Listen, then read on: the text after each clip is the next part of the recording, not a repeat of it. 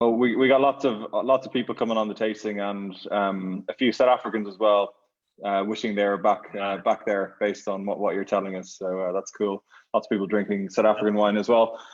So we'll kick off there then. Got 1,200 people on the call and just gone live on Facebook as well. So yeah, everyone's really welcome. I'm Eamon, the wine guy. You'll have heard of me lots on the email. And with me, I've got Ray, the wine nut, and he's there, and Danie Steytler, who's our big reveal tonight as our new winemaker that we're hoping to bring on. And it's probably one of the more unique interviews you've done, Danie, in front of 1,200 people and thousands more on Facebook. But don't worry, I'm sure it'll be fine. But I'm gonna get a chance to ask you a few questions on. In the second half, the Angels will get a chance to grill you as well. So looking forward to that.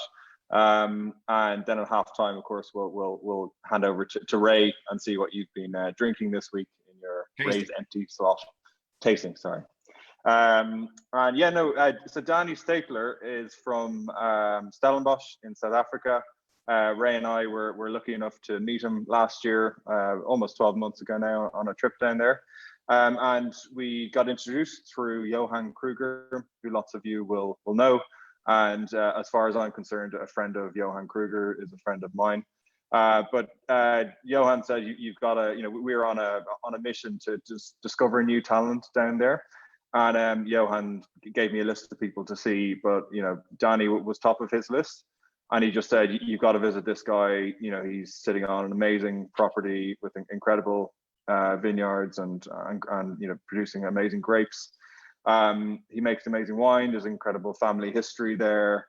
It's a real jewel of Stellenbosch, and he's just missing that last step, which is knowing how to sell himself, which I think for everyone to accept, that's the hardest piece, especially for a humble bloke. So we went along and tasted all the wines. The quality across the board was spectacular. And we enjoyed your hospitality as well, with the braai on that barbecue, or that braai behind you, the fire behind you. We were like, well, where can we get the wine? And you're like, well, it's mostly sold out now at this point. So that was annoying, but we had to wait another year until we're at the point now where we could potentially do some interesting wines with you. We'll find out about Danie's story himself, but one of the big things I took away from it was the fact that I agreed with Johan entirely. All the potential was there, and Danie sells a good chunk of the wine he produces in bulk to other producers. Other producers in some cases selling wines for a lot more than he would normally. And Naked Wines is definitely here to help people, winemakers like Danie, who struggle to sell themselves but produce amazing wine. So we're really keen to help, but would love to get Angel's view on it as well. So Danie, why don't you take us back to the start? You were born into a winemaking family. What were your earliest memories in wine, and how did you get into it all in the first place? Yeah. Like you say, I was born here. I'm fourth generation on Kaapse. So all my memories as a kid were running around on the farm, helping my dad, either in the vineyards.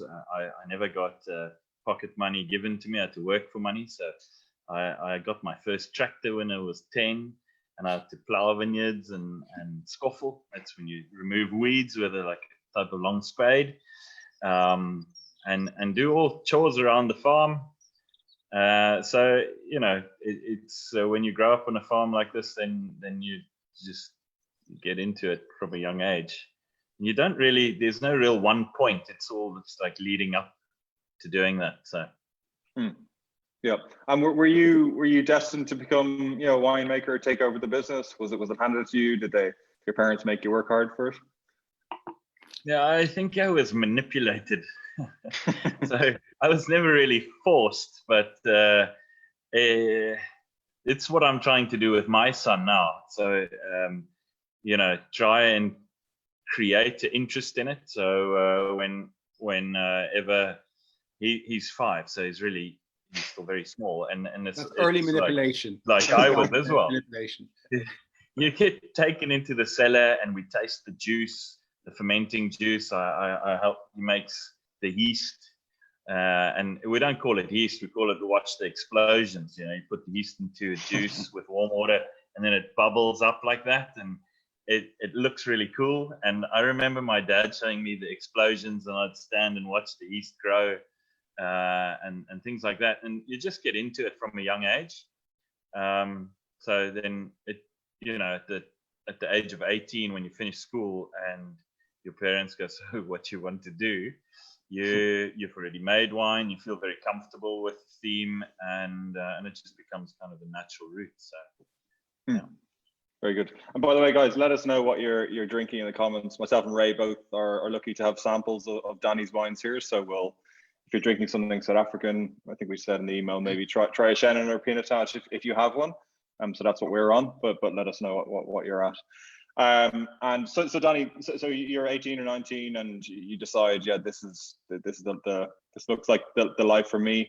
Did you get straight into making wine then in your own place, or did you travel, or how did you kind of hone your craft? Yeah, my dad said from young age as well, you've got to study wine. So if you want to do this, then you must do it properly. I studied at Stellenbosch University, a BSc Agriculture, Viticulture and Enology course, 4 years. Finished in 2004. And then when I got my degree and was a qualified winemaker, my dad said, well, you must work for 5 years abroad somewhere. And so then I did vintages, a cellar hand, just helping out in different wineries. And I traveled around the world, and I did a few vintages in France, Italy, Germany, California, New Zealand. So, and then a few in South Africa as well under different winemakers. And in 2009, I came back to the farm and started making wines. Yeah. And Danie, just before you go into that next chapter, what do you pick up, or what can you pick up when you're in California or Italy or France, in these other regions? They have perhaps different grape varieties, but is it just the approach and the meticulous attention to detail, or what does one pick up to enhance their level of winemaking in another country? I think every place has got something to learn. So in California, I worked at Stag's Leap, which was doing 2,000 ton. So a pretty big facility. Well, we at Kaapstad do about 1,000, 1,500 ton, depending on vintage. So, almost double the size that I'm used to. So you could get, see how techniques of how to speeden things up, how to do things quicker. I worked at Grand Main in Bordeaux, which we harvested, I think 8 days was the whole harvest. It's a 5 hectare place, and it's, a massive attention to detail. Every berry is sorted first on a sorting, then berry sorting. So you learn the techniques of different places, and it's just nice to see the different cultures and how people treat wine. Also working in New Zealand, Australia, we had to do a whole week of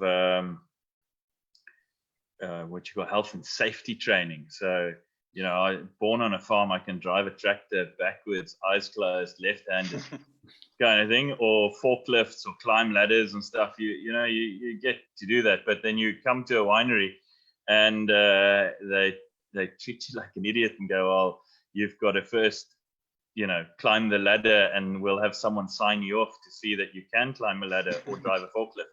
And that's normal, because in the States, if you then fall off the ladder, then they're going to sue you. In South Africa, if you fall off the ladder, then you're just an idiot, and there's no one to sue. So, we just try not to fall off the ladders in the first place. But it's just interesting to see that, because that's going to come here maybe another 10 years or so on. We're going to have to check the oxygen in a tank. You don't stick your head in and sniff and see, is the oxygen, can I get in? You have to use the oxygen meter. So, it's simple things like that you learn overseas, which I don't know if they make you a better winemaker, but it is definitely fun to go abroad and yeah, of course. And then there's the drinking. Yeah, exactly. yeah, of course. Good. And tell us, so you got back to the family property in 2009. Then, can you tell us about this property and the brief history of it? Yeah, so Bottlerij, where we are, it's one of the wards of Stellenbosch. It's traditionally all family farms. It's not the hip and happening Simonsburg or Helderberg where the more wealthy, companies have bought properties. These are still all, my neighbors are all still family farms.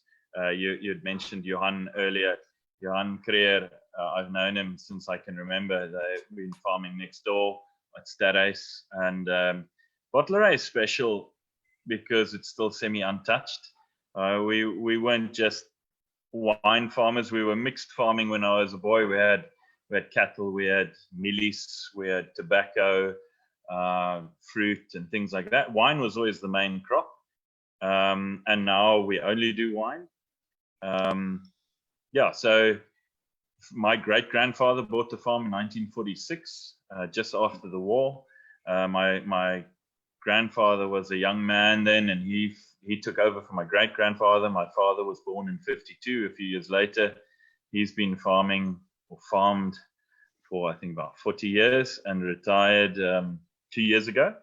And I've been here since 2009 and have now taken over. So, and Danie, just as you mentioned, Bottlerij Hills, I just excuse the wobbly camera, but this is the Bottlerij Hills if it takes focus. That's Johan. Oh yeah, and that's at Steytler, yeah. It's Steytler, up at the top in Bottlerij Hills. So is that not too far from you? Yeah, actually, if you go back there, you can see our farm. You're looking from Steytler down to Steytler is still a few meters higher. Now the vineyard in the background there, that's us. Wow, so cool. you're actually looking at Kaapstad from there. This was not staged. Genuinely. Well, that's cool. Nice one.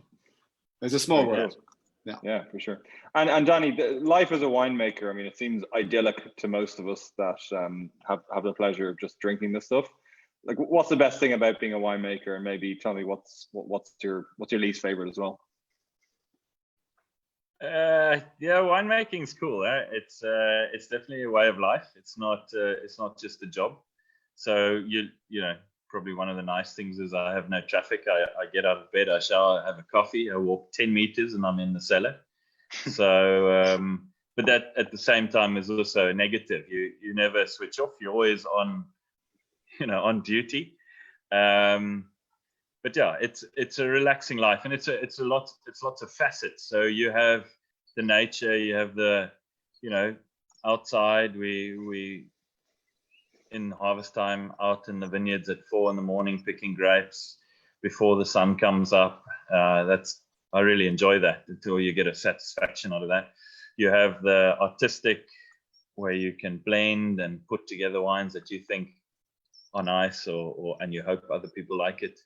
You have the facet of socializing, or doing what we're doing now, going to restaurants, pouring wines, and discussing your product. So there's lots of really cool things. It's not every day in front of a computer doing the same thing. Not that that's bad, but it's just Is it a mix of art and science? Yeah, that's how I see it. You can look at wine really scientifically, and pH, acids, how the wine's put together, or you can not look at the science at all and just use your nose and your tongue and blend on feeling, which is nice. Very cool. And so we mentioned earlier, I guess when you took over the business and where you are now, and what you said to me when we met about how Naked could potentially help. You're currently selling a lot of your wine off, unbranded to other places. Explain, how did you end up in that position, or maybe explain to the people the challenges of selling wine under your own label and your own brand. Yeah, I think it always sounds so wonderful to be a winemaker, and it really is. And my wife said, "Don't you dare be negative."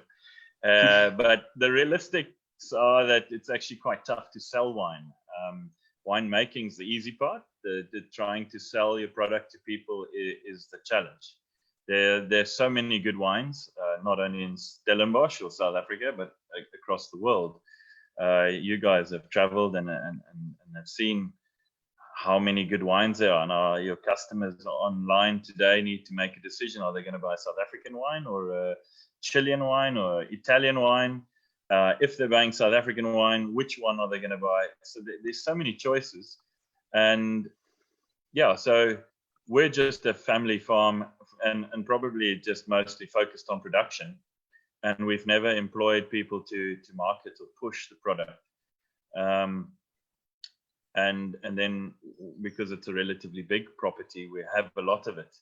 And my mom was the sole person trying to sell it. And she's coming to an end now of her career. She's got maybe another year or so, and she said she wants to retire. And then I've got to take it over. Yeah, and that's the hard part, to try and sell. And that's the beauty of being part of you guys, is that you do all the hard part. We just have to focus on making the wine. Or even, I mean, I think, Eamon, you might agree that the angels do the hard/easy part, which is, if they believe in you and in the wines you make, they might trust us and the wines we taste and assure the quality. But other than that, our introduction, we step back, Eamon and I, and Naked Wines, and it is a community. And so the angels discuss with you, and they leave their comments, and they tell you very clearly, yeah, not so keen on this one, and this one went straight into the cooking pot. And in one case, and otherwise, they say, this is manna. This is absolutely beautiful wine, and so on. So we're fortunate enough to just sort of uncover talent, and then after that, we step back, and angels make their mind up for themselves. And provided that you're able to talk to them remotely from the vineyard in South Africa, and maybe they visit, but it's from there it's over to you two, or you both parties. Yeah. That's the way it works. Yeah, well, that's a great platform. I've never come across that before, so that's really cool. Cool, very good. And Danie, the wines we have proposed to sell to angels in the first instance is a Chenin Blanc and a Pinotage. So these are two of South Africa's probably signature grapes. Well, maybe we'll start with the white. I don't know, have you got it there in front of you? But and you, Ray, as well. Yeah. What do you think makes this wine special, and why would people get into it? Are you asking me or Ray? Either of you. Okay, cool. You start, Danie, and then I'll critique it and slash it and tear it apart. All right. So Chenin, I'm very passionate about Chenin. I think South Africa's got this deep history with the grape, over 360 years of tradition. It's the first grape that Jan van Riebeeck planted. It's the most planted varietal in our country. And then I just look at, we've got 8 white varietals and 12 red varietals planted on our farm, 20 different varietals, which I think is too many. And that was something that my father, he was on this mission to try everything new and so on in the 80s and 90s when we came out of apartheid. Suddenly we had all these different varietals that we could use or get for the first time. And now looking at what we make, you just see that the varietals that have been here all along, they're the best suited. Chenin is just such a solid grape. It takes the drought and heat well, and it makes really good wines. And it's such a diverse varietal. You can make a fresh and fruity one. You can make ripe and rich. You can make sweet. So it's great in wood. So it's fantastic. And what we've sent to you and we've tasted before and looking to do now is a wine that is slightly richer and riper. That's part of it spent some time in oak barrels, so that gives a nice fullness to the wine. And hopefully people will like it. So. What do you think, Ray? Yeah, Well, obviously you said it, Danie, but I think a lot of people who are viewing tonight will be familiar with Shannon, and they'll have experienced it in some form or another. And there is the light, crisp citrus aspects. Then there's the big, heavy oaky style. But what you just said there, Danie, and what I recall and what I can see is somewhere in the middle. It's a lushness, so it's a luxurious, a richness, and so it's a crossover between the zestiness of the freshness and then that rich from barrel ferment character. So I think it's extremely delicious, and it's really plush. I think that's probably the word I'd use. So for a Shannon, so it's not on that sort of light, crisp summer crusher light style, and it's not on the big, heavy oaky, murdered by oak profile. I think it's lush and premium, and it's just yummy. And also that bit of honeysuckle. So it's not sweet at all. It's a dry wine, but it's just smooth and easy. Eamon, what are you seeing? I'm just noticing, Ray, as you were talking there and describing the wine, that the sun came in your window and started, setting, and the rays in on your face, and Danie's winery in the background looking down on you. This just feels like a total setup, just. Ray, are you in South Africa? Yeah, no. No. But no, I love it. Shannon is definitely one of my favorite grape varietals, and then done well from South Africa. It's definitely up there. And it takes me back to enjoying a bribe rookie with you, Danie, and the family about 10 months ago. So gets my vote. It's lovely, Danie. Awesome, nice one. Thank you for sending up the sample. Cool. Danie, maybe tell us a little bit about every country is in various stages of lockdown or easing restrictions at the moment. What's it been like down in South Africa, and has there been any impact on your kind of day-to-day business? Yeah, shit. I suppose it could have been much worse. We went down to complete shutdown, or what government called stage 5, which is the worst kind of shutdown, on Thursday. I think that was the 27th. We finished harvest on the Tuesday. We brought in the last grape. So, you can imagine we'd gone into that a month earlier. In 2020 would have been a complete misharvest. We wouldn't have had grapes or wine. Wow. So lucky for that, we could finish harvest. We completed, because the cellar is basically attachment to my house. I could continue working on my own.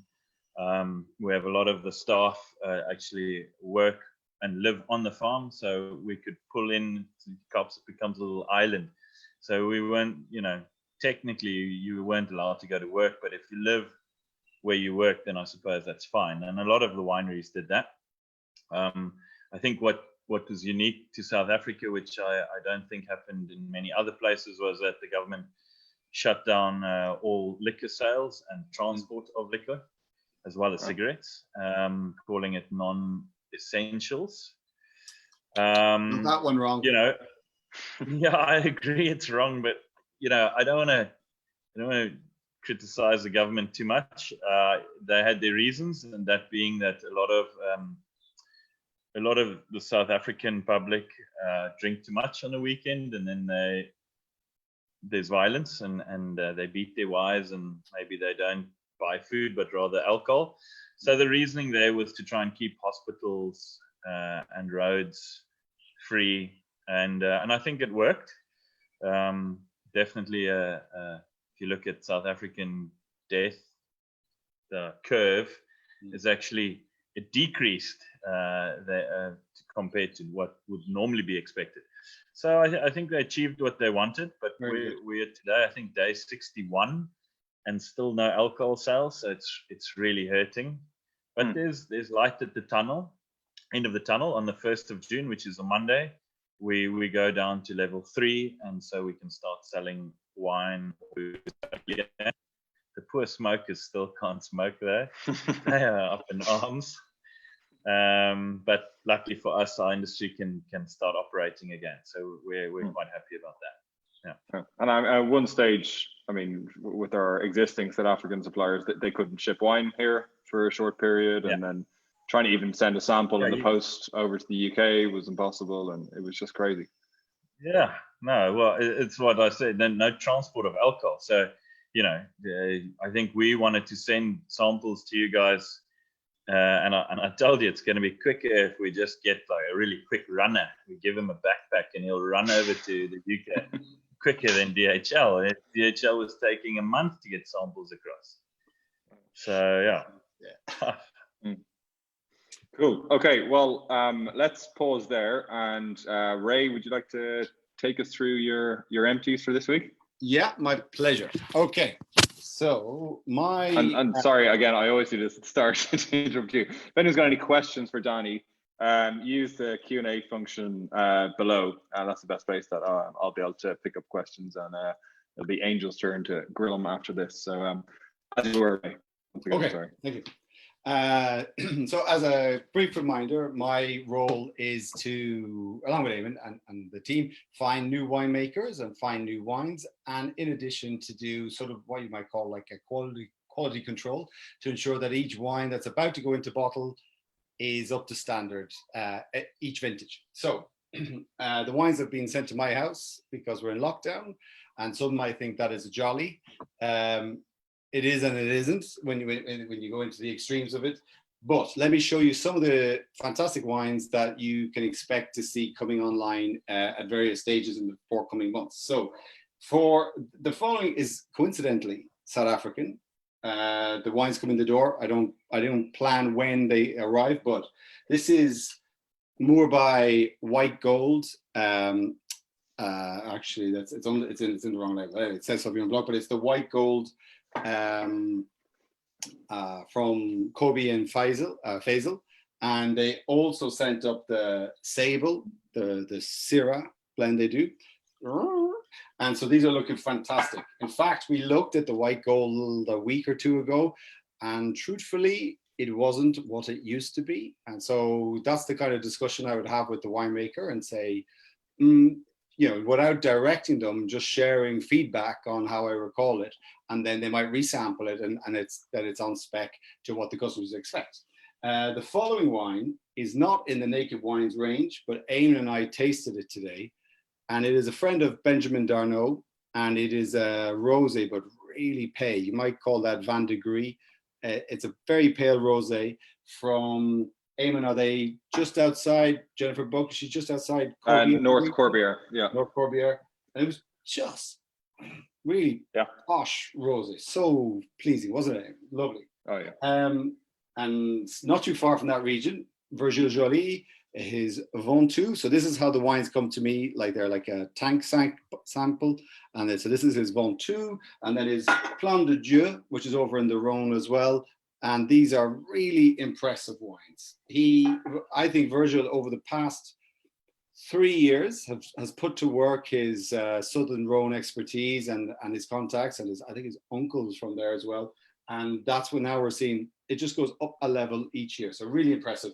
And then finally, before I hand back to Eamon, is just another sample of Mauricio Lorca's, not just another sample, but a sample of Mauricio Lorca's Angel Selection Malbec. And that's a wine that lots of you know and love. And because of the demand, and we're able to help out Mauricio from what he has there, fulfill your requirements, fulfill his supply. And so that should be here. Anyway, you won't run out is the main thing. That's it. Eamon, back to you. Cool. Thanks, Ray. And yeah, no, we're getting sent lots of exciting new wines for our COVID support initiative, and that rosé, which Ray was showing you, is one of them.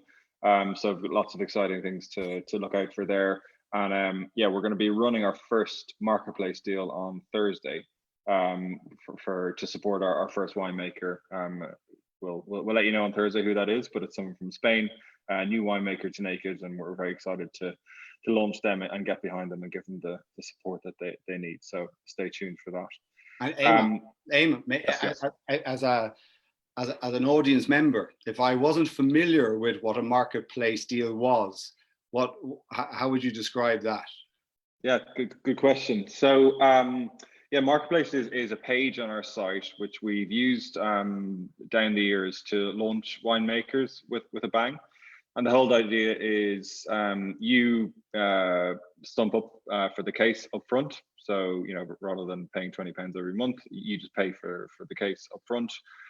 We'll take a hit on our margin, but we're happy to do that to shift a good volume of the cases, give customers a deal, and get cash flow straight over to the winemaker to get them started. So it works well for all parties. And yeah, we launched Katie Jones that way. We launched Rod Eastope that way. Sam Plunkett, a few of the legendary names that they've become have all started through this way. So it's just a great mechanic for getting lots of people behind winemakers who need it from the start. Awesome. Cool. So back to Danie then. So have you got the red in front of you, the Pinotage? Be interested to hear what you think about that. And then we'll jump into a few questions from customers.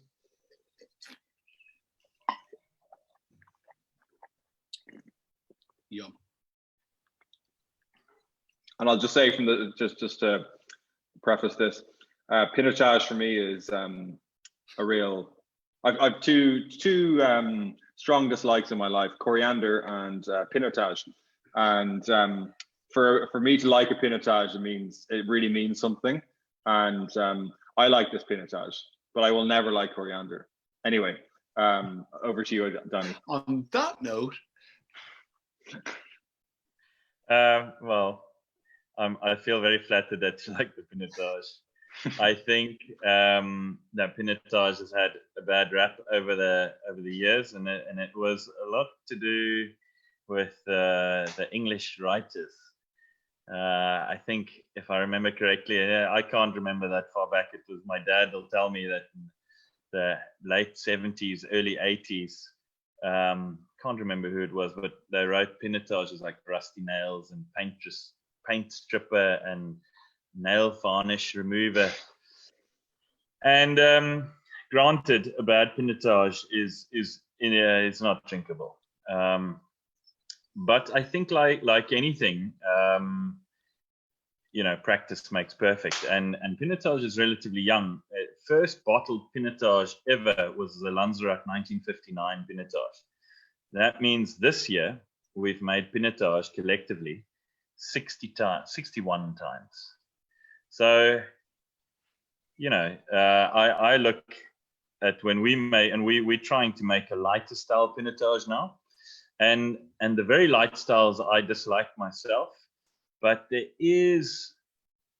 think there's potential to do something. But you pick too early and the wine's too green. You pick too late and the wine's too ripe. You put too much stalks in or too much whole bunch, and it becomes like chalky. So it's a fine line, and it's not like general beer. You have this one shot at it, and then fucked it up. Got to wait another year before I can try again. Yeah. So I think we're getting it right now as a collective, as South Africans. I think there's lots of potential, and I love it because it's it comes from Stellenbosch. It comes from Bottleray. This is where it was planted for the first time, and Pinotage Association is launching a grand Pinotage group, and if you look at that, they're all in one little row in this one little area. Beyerskloof, Kanonkorp, Lavenier, Simonsig, Kaapsig, we're all within 5 kilometers from each other. And then there's obviously Rijks, which is further away, but this is definitely a good pocket for Pinotage. Soils, climate, I don't know, don't know what the reason is, but I think the wine makes itself here. So. But also, Danie, the most important, obviously, is always the site. Well, not most important, but a critical element is the site. And you just highlighted this pocket that you've mentioned, Kanonkorp, Beyerskloof, and Kaapsig, and so they're fantastic Pinotage producers. But are you not from Pinotage royalty? And tell us about your heritage of Pinotage. Yeah, well, royalty sounds awfully fancy. Come on, shoot Well, it's something that we've been doing for a very long time. We've, some of the oldest vineyards on the farm are Pinotage vines planted in the 70s. So you were it's one of the something first. Was your grandfather one of the first to plant it or work with it? Yeah, not I mean, down the road, Bellevue, Dirkie Morkel, Pierre Morkel, who was he was a Springbok wing, by the way, and the prop from Kanonkop was Paul Sauer. He also was a Springbok, and these two rugby players, they were playing in they were both in Western Province in the team as well, and also in that team was a centre, Prof. CJ Tron, who was head of Elsenburg School, and he was making experimental Pinotage wine from where the grapes had been made by Professor Pierrot at Stellenbosch, and the vineyards had been transplanted to Elsenburg. And so he was making experimental wines, and he showed this wine at the rugby practice. And it's his teammates that were like, okay, this is good wine. We've got to make this stuff. And they planted in that same year, or the next year, in 1953, the first Pinotages on Kanonkop and on Bellevue, which is just down the road here. So that's where it came from. And 59, the first one was made and bottled. And since then, in 61, 2 years later, that first Pinotage, which is basically 2 years in bottle from 53 was the vintage, 7-year-old vines, won the best wine at the red wine, or the young wine show, won the Generaal Smuts Trofee. So, in very quick time, Pinotage made it, arrived on the scene and was suddenly the best red wine in the country. Yeah. And then everyone started planting it. So, yeah. That's fantastic. And it was discovered by Springboks, which is another thing. I mean, look at them now. Yeah. On a stage with Pinotage. That's fantastic. Shall we taste it and have a quick chat about it? Yeah. Your one? You kick us off there, Danie. What's the base of it? From what and where is it? So all the Pinotage on the farm is bush wine. I believe that a quality Pinotage comes from bush vines. Bush vine is grown, it's just basically a stick in the ground. It's dry land, so that we don't chase yields. We want good quality stuff. So smaller berries. So I think there's a good fruit intensity. Again, if you pick slightly earlier, you get more red fruit, more cherry. It goes more towards Pinot Noir, which is and Cinsault, which is the two parents. Yeah. You pick slightly riper, you're getting closer to 15 alcohol, then you get a darker fruit expression. So what we've tried to do here is a little bit of a combination. There's red fruit and dark fruit notes.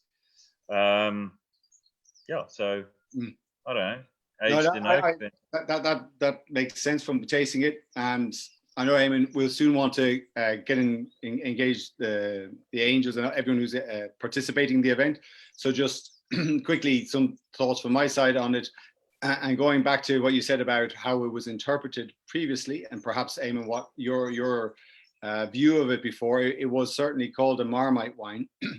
And I remember it looking like that, as in on the lesser side of a wine I would reach for. I used to work for the International Wine Challenge, a wine competition, and about 10 years ago or so. And I saw it not looking so pretty. But then I was fortunate enough to see so many bottles, like hundreds every year.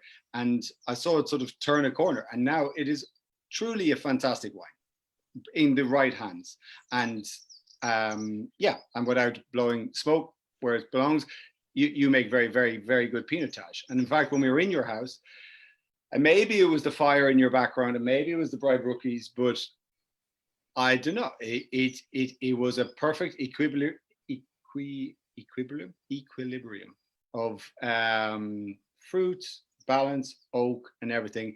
None of the negative comments of before, just premium. Basically, just a real presence, a deserved presence in the wine world.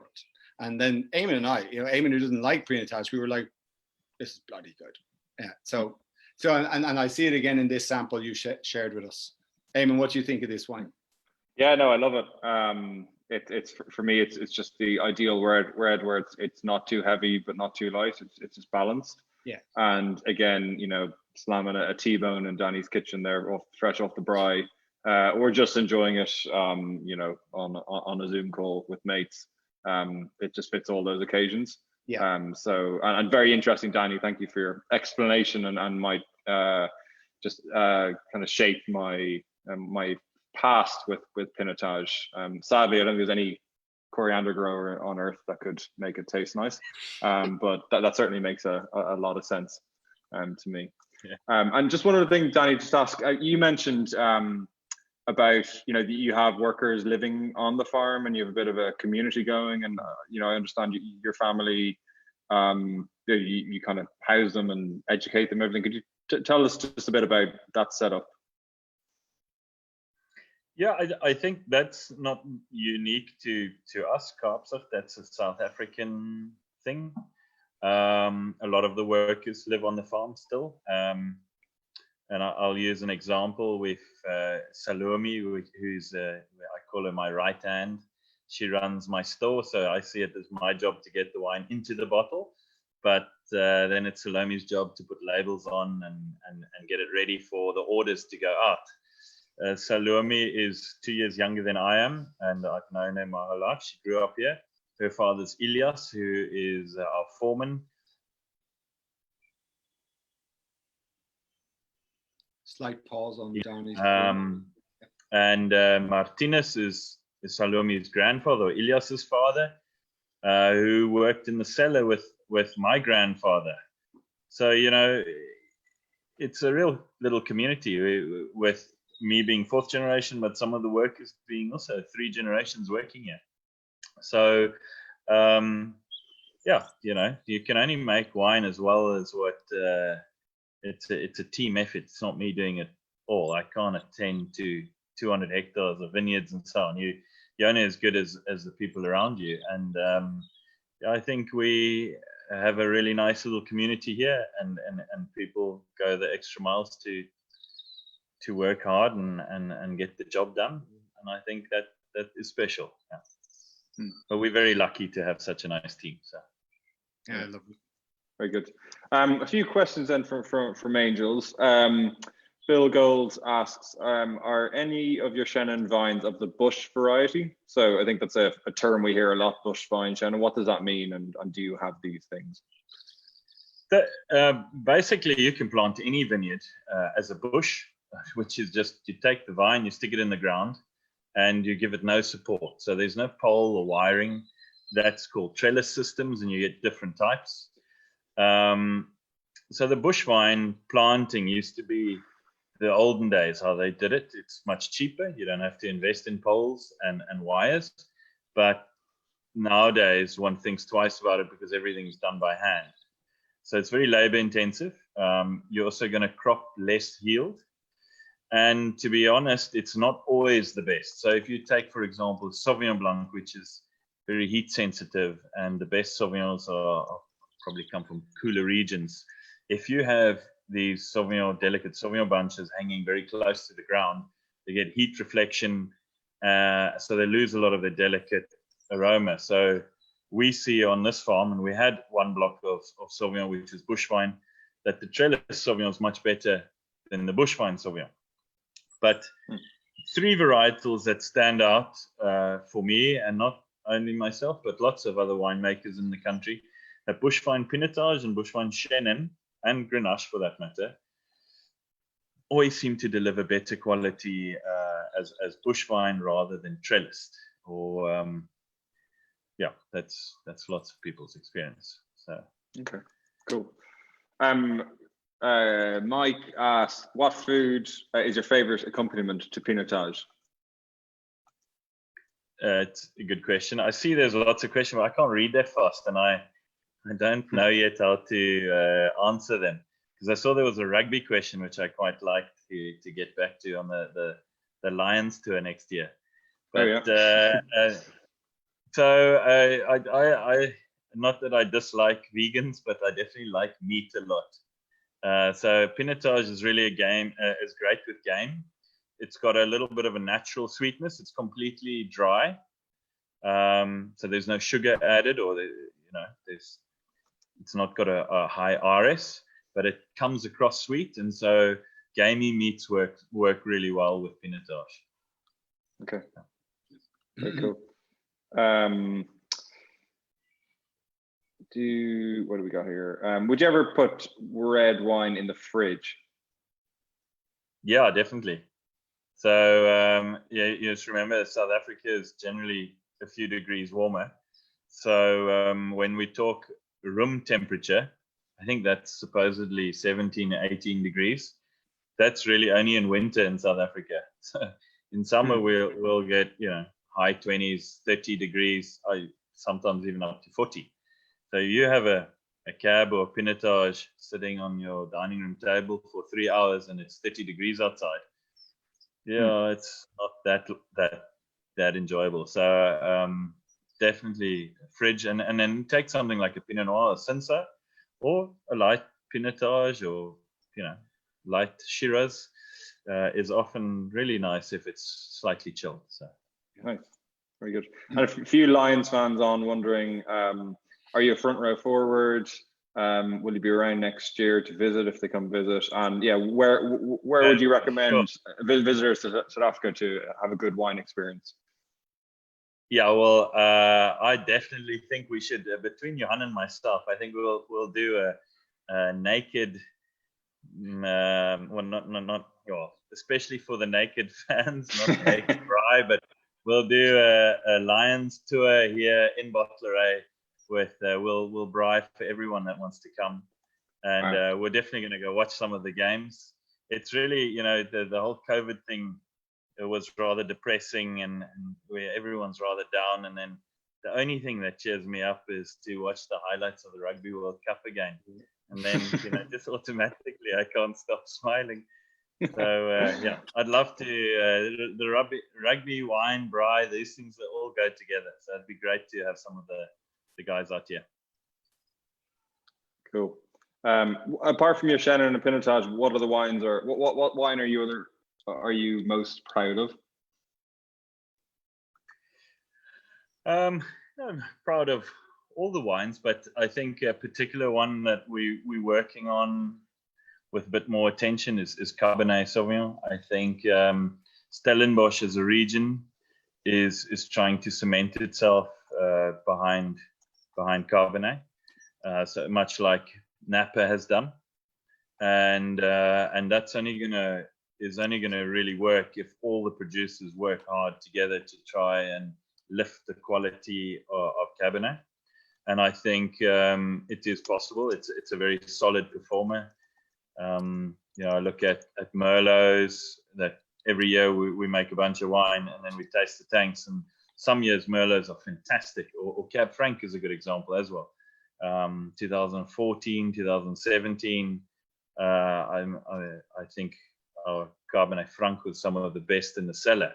But then you'll go the next year, 2015, which was a very good vintage, or 2019, and then the Cab Franc is really very average or not good at all. Whereas Cab, Pinotage, Chenin, these cultivars are year on, every year they're really good.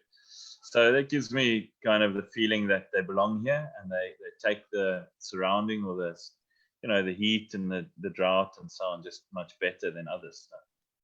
So, yeah, Cab's good. Very good. What else have we got here?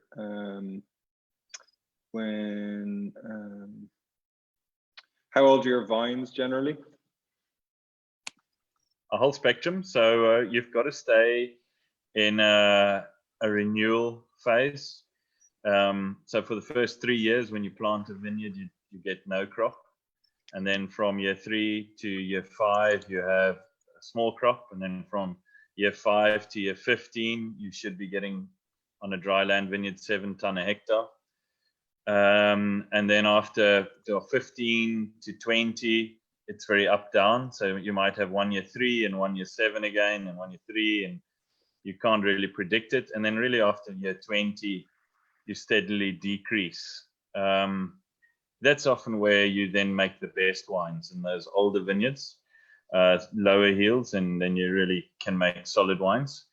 Then the trick is, right, do I pull the vineyard out because it's producing so little, and I plant a new one and I rejoin the cycle? Or do you try and hope to make an exceptional wine and sell it at a higher price that you can afford to get 2 to 3 ton on a hectare, but still make it profitable? So, that's just a gamble. But in our size farm, we've selected some vines that we have a vineyard called the 1947. It's called that because it was planted in 1947. We only get between 2 and 3 ton, but it's really exceptional wine, and I can sell the wine for 500 rand a bottle, and so the vineyard pays for itself, and I don't have to pull it out. But then I'll have another vineyard that was say planted in 84, and it's also old, but the quality is not quite there, and so it sells off as bulk wine, and then the sum doesn't make sense, and you got to pull the vineyard out, plant something new, rather get higher tons. And that's really what's exciting working with you guys, where now these wines can maybe make it to the bottle. Cash flow is always an issue for a farmer, and with this new model, one can hopefully bottle something like that instead of selling it for bulk at a loss. Very good. And a good question here around glassware. They've got chewed up glass for whites. Should you go for a large round of glass for reds? And we're talking about decanting a couple of weeks ago as well. What's your take there? I didn't quite understand glass there. So glass, wine glasses. Do you have particular glasses? Do you shapes, or do you go for decanting when you're trying your reds, for example? Oh yeah. So my favorite glass, I see the both of you are drinking from Zaltes, which it's that's a good spot. How can you tell? I've been watching you guys, and that's just a spectacular glass. It's completely changes the way you experience the wine. But you don't want to be sitting at a small table with the Zalta and let it fall over, because that's quite expensive. If it's a nice wine, I think you need to get the decanter out and get the Zaltas, but it's not. It makes the whole evening more special if you do that. But you can drink it from any glass, really. Yeah, it's a nice ritual, isn't it? So what would it mean then if you could sell your wines with Naked? What have you kind of heard from Johan and other friends who might make wine for us? And I know quite a lot of your team, the South African team, Carmen and Richard Kershaw, I think's made some stuff for you, and Adam Mason, and obviously Johan, my neighbor. So I've had a big chat to all of them before the time, and I'm super excited to that you guys want me. First of all, that's a big pat on my back. I feel very special, and I look forward to doing stuff with you guys, because I think there's, if I speak to Johan, he says his life has completely changed. We put a lot of energy into making wine, and we put almost equally amount of energy into trying to sell the stuff. And with this platform, with you guys backing us and tasting the wines and believing in us, and we can put less energy into the marketing. That's what you're doing, and we can put all of our energy into making the wine. So that's really cool. Very cool. Nice. Well, Dominic, if you're listening, why don't you stick up the vote? Hopefully it's a no-brainer, but you certainly get mine, Danie. But Dominic, if you could sign that one up, that would be great. There it is. So Angels, if you cast your vote. Yes, this is embarrassing. I'm not sure. What's the story here, Eamon? Does everyone on Zoom get to make a call, or? Yeah, I've just been asked my opinion, so hopefully everyone else has as well. And let us know in the comments as well what you think. So I was thinking of just flipping a coin. We should. Well, I'm going to say yes. Only for the bribe bookies. Cool. I'll make you some more when you come again. So what do you got for us, Dominique? The tension here. It's a lot. Wow. That takes over so much. Oh wow! 99%, yes. You see that? That's amazing. That's 1%. I still got to no. turn 1% there. There's someone. Who are you people? That's okay. That's your mum. She still has 1 year left of marketing to go and sales. You haven't. Yeah. Very cool. Well, the people have spoken, Danie. I think we can officially welcome you into the Naked Wines fold. Yes. So that's great awesome. news. Awesome. Danie, the wines are fantastic. Very tough. And Danie, we had a chat last week or so, but when do we envisage, what would we imagine wines landing on UK shores? I think, Eamon, something might go out in the next week or so, but if we were to take on your wines, they would be here. We're now, let's call it the 1st of June-ish. Let's call it 1st of August, something like that. You think? Yeah, I mean, you guys must say if you're happy with the way the wines tasted tonight, then we pull them out of barrel and we bottle them, get them ready, and ship them off. So we can do that within about 4 weeks. So yeah, end of June, first week of July, we can have them ready for shipping. So I think we might allow a little bit of fat around that. So say 1st of September, because sometimes you get winds off the South Cape Horn. So yeah, 1st of September, potentially we'd have your wines in the UK. That's awesome. Nice. Very cool. Awesome. Well, thanks so much, Danie, and thanks to all the angels watching as well, and thank you, Ray, as well. It's been a really great chat and a great introduction to you, Danie. Thanks again for the wines. They're absolutely delicious, and I can't wait to share them with more people. I'm also very intrigued by this naked bry next year down there. We'll definitely hold that to you now. And will that just sway the vote for you or not? I think it was a good move. But in all seriousness, really excited to work with you, and can't wait for the customers to taste the wines. We'll do our best to get a pre-order out to people as soon as possible after this, so you can get your hands on the wine and make it easy for you guys. And overall, very excited to work with you, Danie, and we'll see you soon. I hope. Yeah. Looking forward to it as well. Nice one. Thanks so much, guys. Cool. See you, Danie. Great to see you. Thanks, guys. Bye-bye. See you, everybody. Cheers. Thanks for attending.